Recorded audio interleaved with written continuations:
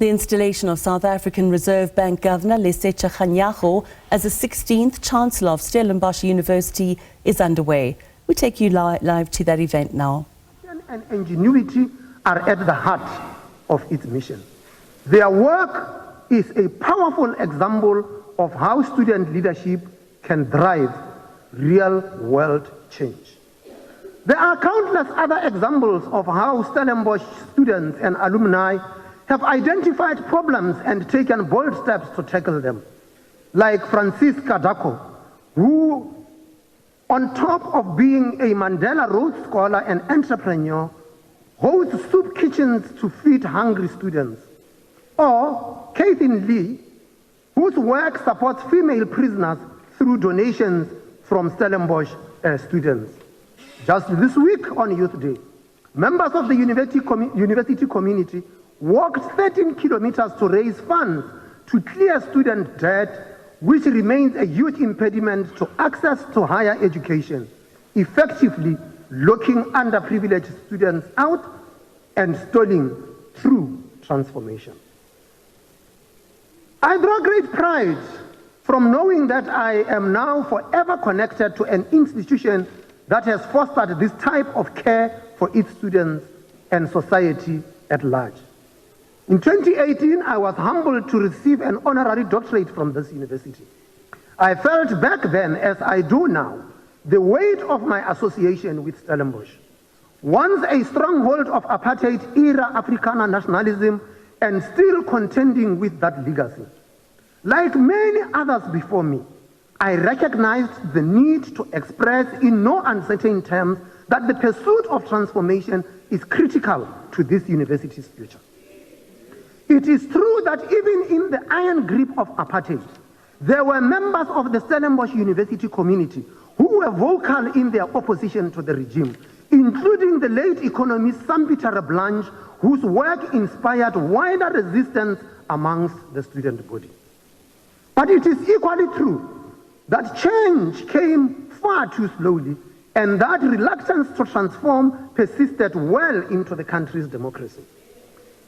In Country of Grief and Grace, renowned poet Angie Krog, who shares strong ties with this university, wrote about the deep wounds of apartheid, which, if left unconfronted, will continue to inflict pain in the future. And I quote, "Things may continue as before, but in a different shape." The poem ends. It is no secret that in recent years, Stellenbosch University has felt the weight of its past on the present. Racism has no place in South Africa, least of all at an institution entrusted with shaping the country's future leaders. And resistance to transformation not only undermines our commitment to justice and inclusion, but also stifles diversity and limits the depth of intellectual exploration. It remains one of the most significant obstacles to realizing our shared vision of this country's universities. That said, I would be remiss not to acknowledge the work this institution has done to prioritize Stellenbosch's transformation journey, especially over the past 10 years under former Rector and Vice Chancellor, Professor Wim de Villiers. Writing about de Villiers' leadership, Director of Stellenbosch University's Center for Social Justice, Professor Thuli Madonsela, made the following remark, and I quote, "Transformation is not for the faint-hearted or lily-livered. To lead amid storms requires huge reserves of emotional, social, spiritual, and intellectual intelligence plus agility." Close quote. We can take comfort in knowing that these qualities are in large supply at Stellenbosch University. We must nurture these if we are to rise to the challenge of our time. Finally, it is worth saying that building up Stellenbosch University's deep reservoir of talent would not be possible without academic freedom. There was a time in South Africa's history when academics spent much of their energy fending off threats to this sacred freedom.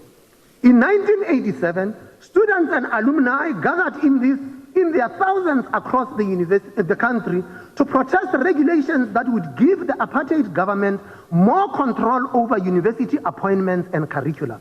The government decree, which came in effect on the 19th of October 1987, also instructed universities to act against anti-apartheid activists and report on their activities to the then Minister of Education, F.W. de Klerk. Universities were threatened with subsidy cuts if they failed to do so. As a young student activist, I recall the collective outrage and widespread unity that led to a nationwide demonstration believed to be the biggest academic protest in our history. At this very institution, 300 students and academics bravely joined the protest action.